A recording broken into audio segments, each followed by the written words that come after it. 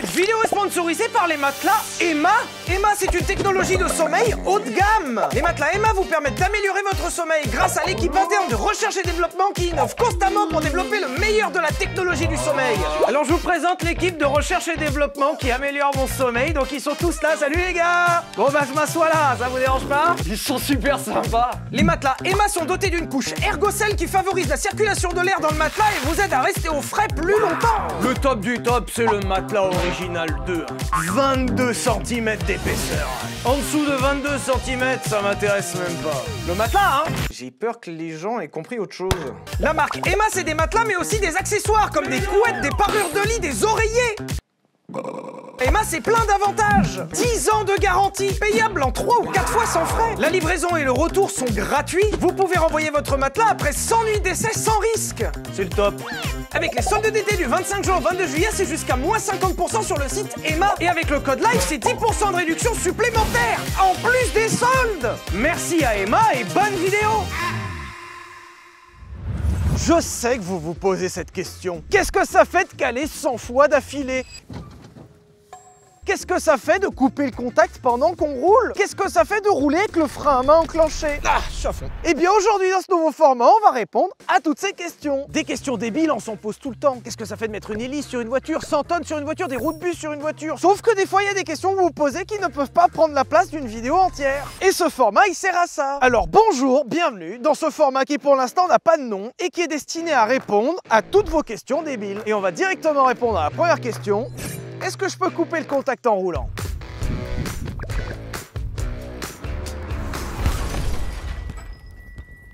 Ce nouveau format va toujours s'organiser de la même façon, où on aura 3 questions qui seront répondues dans le même épisode. Et à chaque fois, je vous donnerai au début ce que ça peut abîmer et mon call, ce que j'en pense, qu'est-ce qui va se passer. Là, par exemple, à la question « Qu'est-ce que ça fait de couper le contact en roulant ?» Question que vous posez très régulièrement. Je pense que ça n'abîme rien et je pense surtout que ça ne fait rien.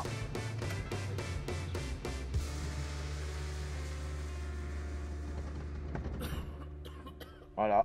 Ah, je vous ai dit, ça fait rien. Et puis ce qui est bien, c'est que je peux l'essayer de toutes les façons différentes. Là, par exemple, je suis en deuxième, je touche pas à l'embrayage. J'ai le contact qui est coupé. Et la voiture en descente continue d'avancer. Là, elle fonctionne juste sur l'inertie des roues qui l'emmène à avancer. Et le moteur, comme il est connecté aux roues parce que je n'embraye pas, est obligé de tourner. Alors il fait un bruit de moteur parce qu'il tourne, parce qu'un moteur quand ça tourne, ça fait du bruit. Alors vous pouvez le faire au point mort aussi. Là, j'ai aucune vitesse engagée, je coupe.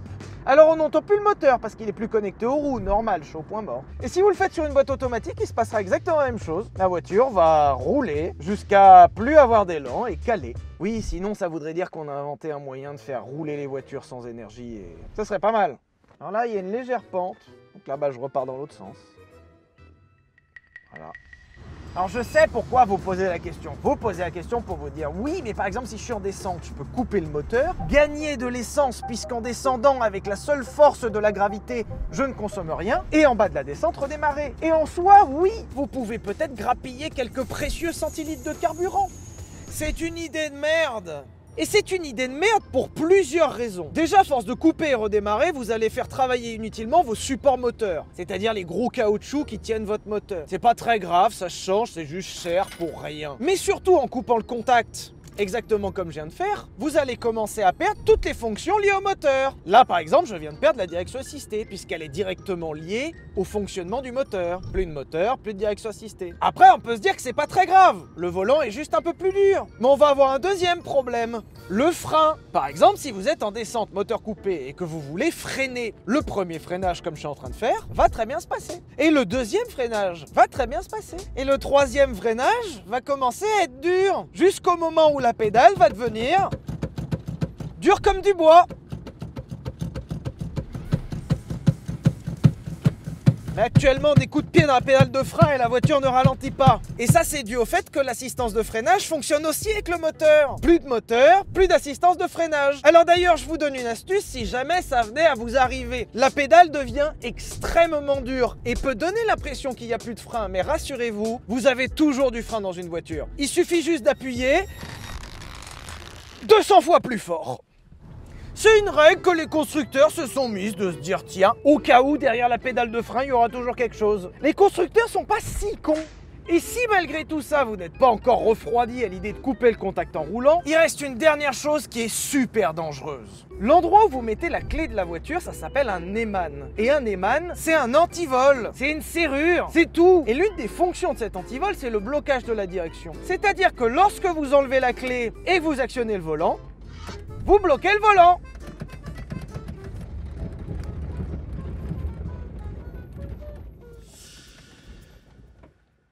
Alors là, je suis sur circuit, donc en l'occurrence, c'est pas très grave. Mais s'il y avait une rambarde, un piéton, un cycliste, ça peut devenir très grave de faire ça. Ne coupez pas le moteur en roulant.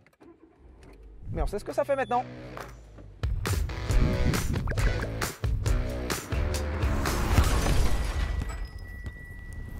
Je sais pas qui a posé la question, qu'est-ce que ça fait de caler 100 fois d'affilée? Ça fait déjà une. De façon assez évidente, caler 100 fois d'affilée va déjà impacter votre démarreur. Normal, c'est la pièce qui va servir à redémarrer 100 fois. Et comme le démarreur fonctionne avec la batterie, je pense que ça va niquer le démarreur et la batterie. Après, je pense que mécaniquement, c'est pas si grave. Vraiment, je pense que ça va me saouler avant en fait. Je vois pas à quel moment ça a un impact sur la mécanique. Ça fait 20. 21. Ah.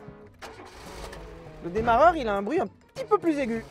30, j'ai mal à la jambe gauche.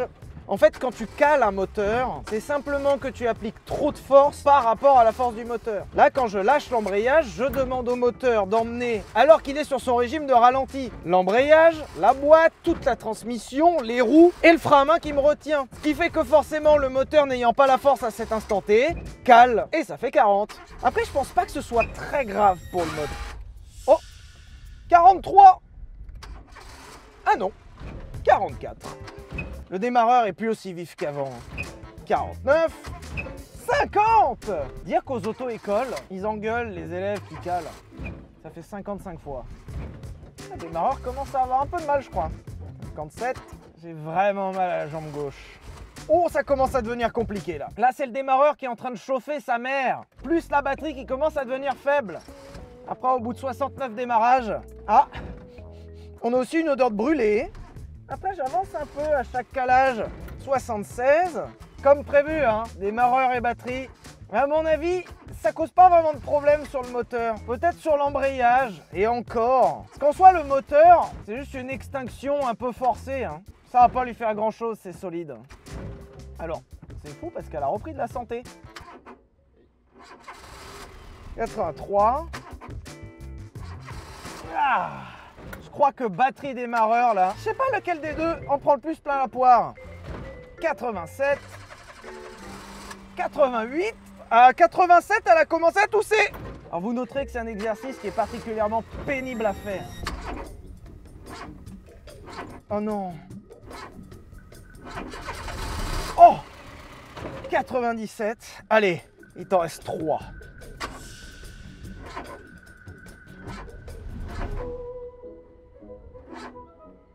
Allez, s'il te plaît. 3, il t'en reste 3. 3, on est à 97, s'il te plaît.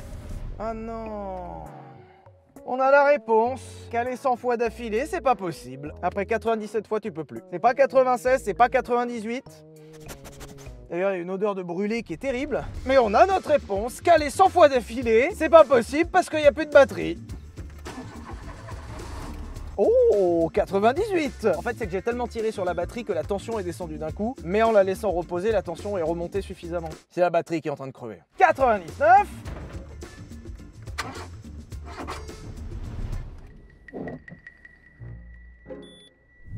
Pourquoi les essuie-glaces? Hein?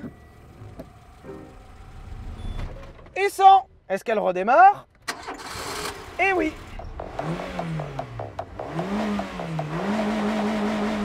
Du coup, maintenant on a notre réponse. Caler 100 fois d'affilée, c'est possible, mais à la condition de s'arrêter à la 97e, de lui laisser un peu de temps, de ne pas être trop saoulé par l'expérience et que ça sent un peu le brûlé. Et accessoirement, ça sert strictement à rien. Attendez, parce qu'il y a Lucas à l'image qui a eu une idée, c'est normalement on peut faire décoller les roues arrière d'une voiture. La vidéo sur le groupe Facebook faisait que reculer vers dans les 10 km/h et tu fais des petits coups de tac, tac, tac, tac. Tu vas encore sur Facebook.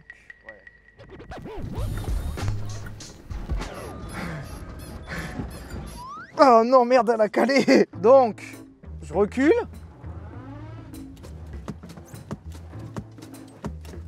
J'ai une idée. Attends-moi là. Après des années à faire le con en bagnole, je pense voir comment il veut faire. Alors, ça me terrifie de penser voir comment il veut faire.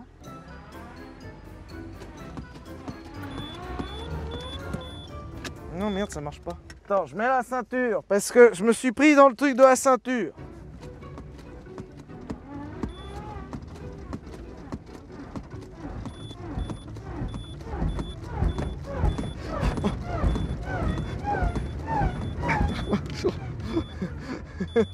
Tu vois, le pire, c'est que j'ai compris ce que t'as dit. Et du coup, j'arrive. C'est gravissime ce qui se passe. Avoir autant d'expérience dans les conneries pour que ton mec à la caméra te dise Tac, tac, tac, tac. et que tu saches comment le faire.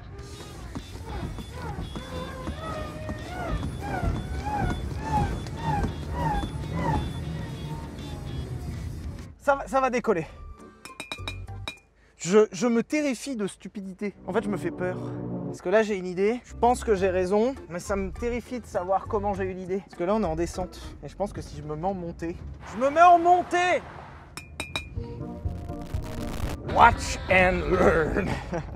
À ne pas reproduire à la maison, les enfants. En fait, c'est un subtil mélange entre des grands coups de frein à main et de la marche arrière. Mais il faut mettre l'accélération de la marche arrière quand tu retombes. En fait, c'est une synchro.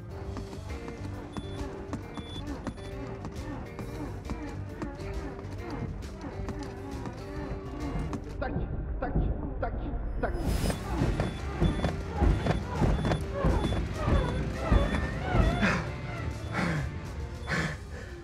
J'en peux plus. Ça a marché ou pas? Ça a marché? Putain, j'ai tellement hâte de voir le replay.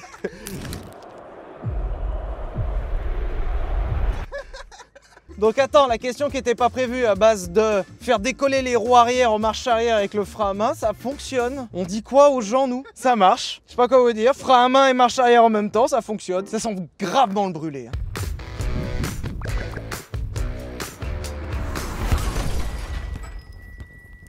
Et pour cette dernière expérience, j'aimerais qu'on teste le fameux « j'ai oublié le frein à main en partant ». Tu sais, tu l'as mis en partant et puis t'as oublié qu'il était serré.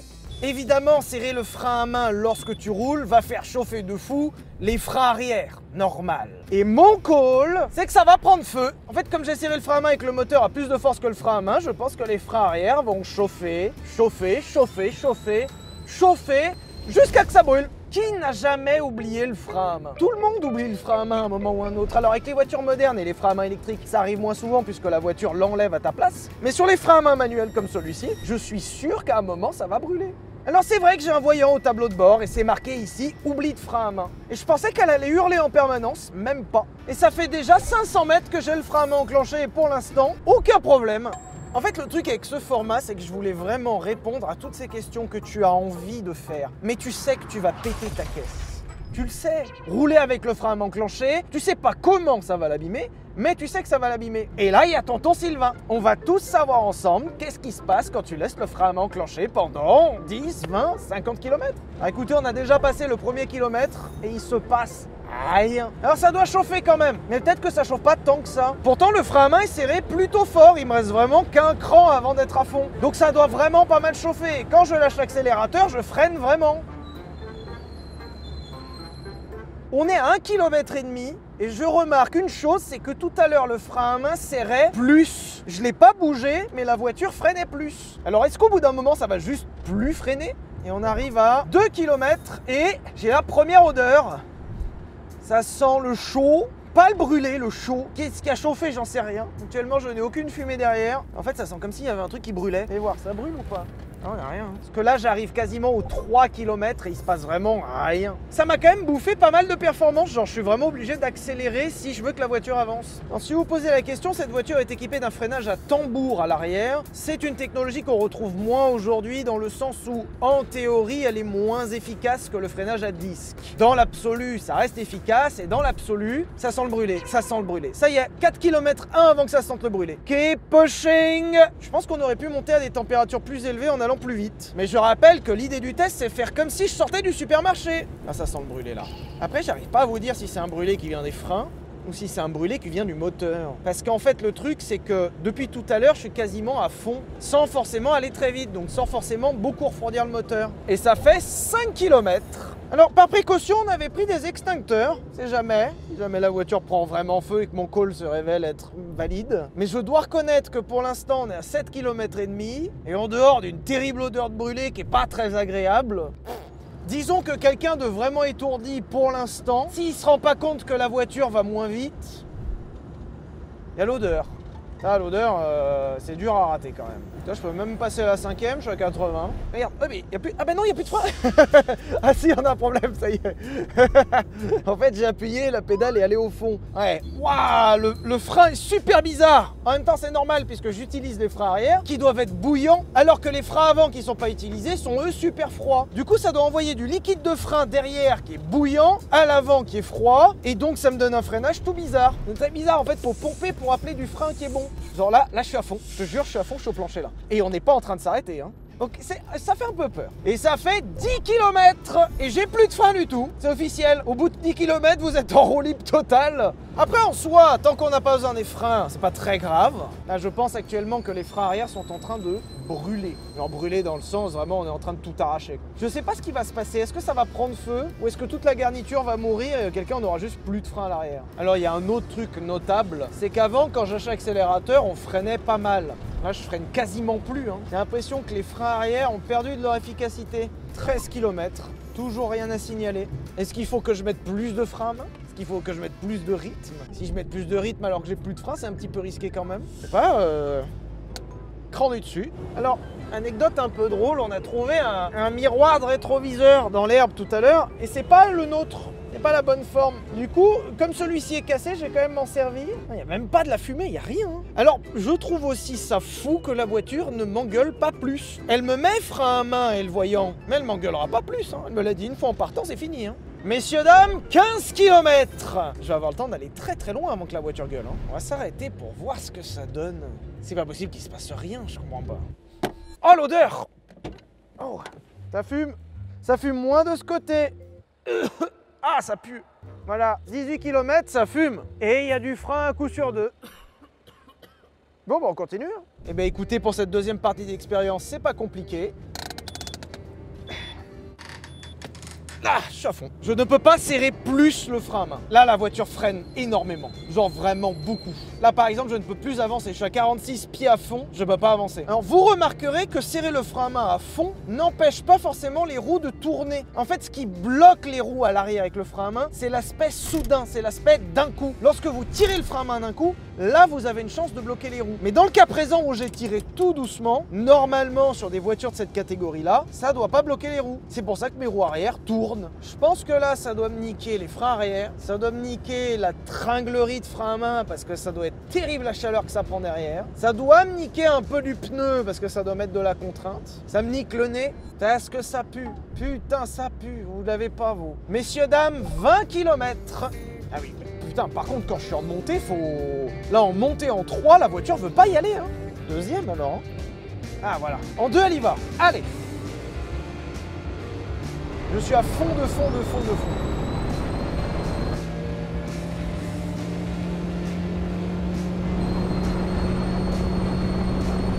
Je pourrais pas passer les 80. Ça m'empêche quand même gravement d'avancer. Là, en ayant le frein à main serré à fond, normalement, tu dois le remarquer. Normalement. Ou alors, c'est que tu es vraiment très bourré, ou défoncé, ou sourd, ou aveugle, ou vieux, ou con. Juste con, ou juste con. Je crois juste con. Alors, c'est marrant, c'est une autre odeur de brûlé, là. C'est une nouvelle. Là, c'est bizarre, par contre. Là, ça sent le tissu brûlé. Ouais, l'odeur, l'odeur est vraiment différente. Alors, au tour précédent, en 3e, la voiture n'avançait pas. Et là, maintenant, en 3e, la voiture avance. Plus j'avance, moins le frein à main marche. Oh, j'ai pu rajouter un cran alors que j'étais à fond. Ah ouais! D'une façon ou d'une autre, ça doit desserrer le frein à main. J'ai pu rajouter un cran. Et là, la voiture ne freine quasiment plus. Ça desserre le frein à main. Nouvelle information. On progresse, Putain, aujourd'hui, la science a progressé. Et je reconnais, ouais, la voiture marche vachement mieux, en fait. Système ABS défaillant, 24 km/h. Ah, moi, je vous donne les faits, Les faits, c'est qu'à 24 km/h, ça va vous niquer votre ABS. Info, oubli, frein à main. Oui, ah bon? Tu vois, la voiture, elle sait. Si elle me l'avait pas dit, Jamais j'aurais su. Défaillant, système anti-pollution. Non, ça me dit rien. Système ABS défaillant. Je pense pas, hein. Système freinage défaillant. Ah, nouveau, 25 km pile en plus. Je vais voir.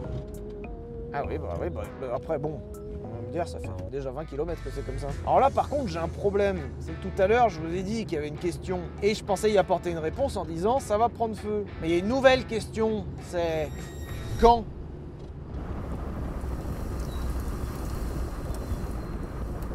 Oh oui, oh si, il y a eu une fumée, Ok, on tient un truc. Au bout de 28 km, à un moment, il y a eu énormément de fumée. On tient quelque chose. Je pense qu'il faut qu'on continue de pousser. Ah oui. Ok, quand j'appuie, ça fume. Alors attention, je viens d'inventer un nouveau concept. J'ai le fumigène intégré. Attention, regardez bien. Oh, il y a eu un bruit, il y a eu un clong. Oui, il y a eu un clong. 29 km/h, il y a eu un gros clong. C'est quand j'appuyais sur les freins. Là, il y a un truc. Parce que le frein à main plus les freins, ça l'a pas aimé, ça. Gros clong, ça a clongué, là. Je l'ai senti dans la pédale aussi. Il y a un moment, ça a fait tac. Feu. Merde. 30 km. Alors, je roule dans l'herbe au cas où, si la voiture prend vraiment feu pour paniquer le bitume. Ah non, il y a feu. Tu penses qu'il faut que je roule? Alors là, je sais pas, je suis pas mécanicien, frérot, mais là, il y a un petit barbecue, là. Attends, je vais rouler. Je pense que si je roule, ça va l'éteindre. Si, le feu est vert. Merde, vert. Patron. Oh non, le feu est vert. Je vais rouler, j'arrive. Merde. Alors, je vous avoue, j'ai pas prévu le après. Je suppose que si je roule de ouf, là, ça va refroidir, non? Enfin, j'en sais rien, qu'est-ce qui vaut mieux? C'est un coup d'extincteur ou ils mettent de grandes flammes dans la gueule? Alors ça, tiens, nouvelle question. Si mes freins arrière prennent feu, après avoir mis le frein à main pendant plus de 30 km, est-ce qu'il vaut mieux rouler ou est-ce qu'il vaut mieux mettre un coup d'extincteur? Bon, on va avoir la réponse très vite.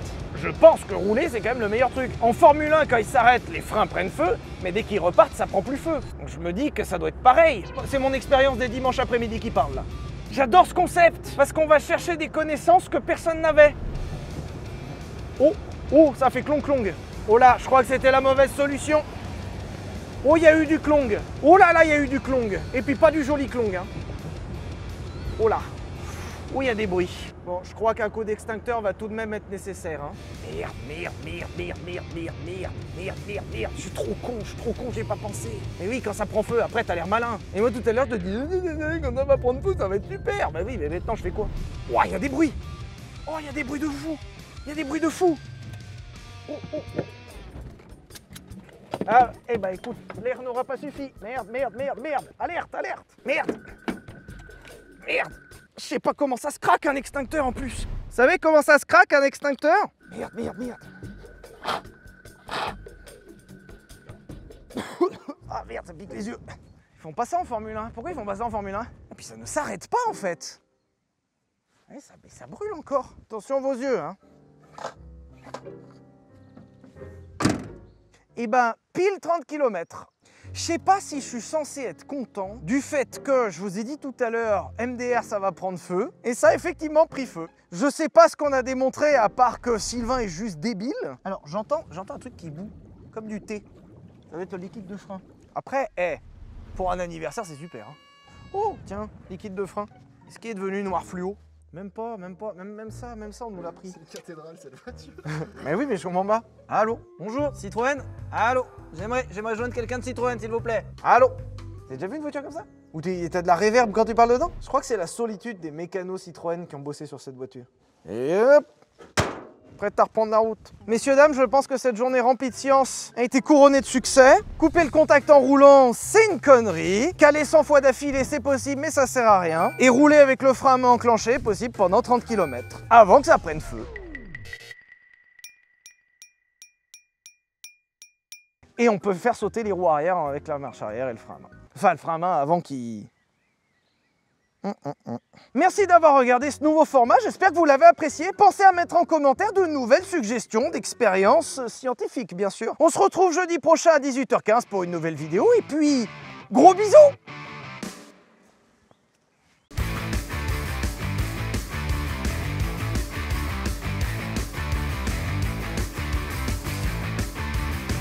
On s'emmerde, hein, parce qu'il se passe vraiment rien. Hein. Pour le coup, tu veux couper le contact en roulant, tiens, garde la clé. Tu peux l'acheter? Non, non